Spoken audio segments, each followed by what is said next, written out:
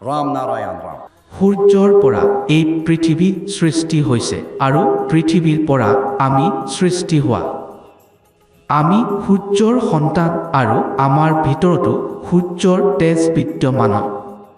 সকলো বীজ শক্তি বীজ ৰূপে আমাৰ ভিতৰত আছে, তেন্তে সূৰ্যৰ দৰে তেজ কিয় নহয়?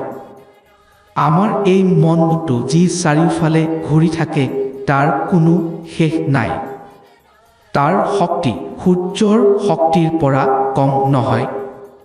এটা সূৰ্য প্ৰতিটো দিশত পোহৰ দিয়ে যাৰ কোনো শেষ নাই, আৰু এটা মন আছে যি চাৰিওফালে বিস্তাৰিত, তাৰো কোনো শেষ নাই। আমি প্ৰতিটো ক্ষণ সূৰ্যৰ সৈতে মিলি আগবাঢ়িম। আমাৰ ভিতৰতো সূৰ্যৰ দৰে বীজ আছে, সূৰ্যৰ দৰে পালন কৰাৰ শক্তি আৰু ৯৬ ডিগ্ৰীৰ পৰা ১৯৭ ডিগ্ৰী পৰ্যন্ত তাপমানো আছে।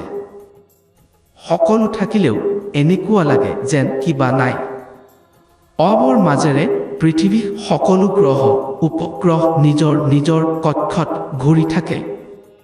ঘূৰি ঘূৰি কি হ'ব? নতুন সৃষ্টি ঘটিছে। আজি অধিক ধৰণৰ সৃষ্টি ঘটিছে, সেয়া বাবে অভাৱ আজিও থকা সম্পূৰ্ণ হোৱা নাই। এই সকলো গ্ৰহ উপগ্ৰহ নিজৰ নিজৰ ধ্যানত লীন। পৃথিৱীৰো নিজৰ বোধ শক্তি আছে যি দেখা নহয়।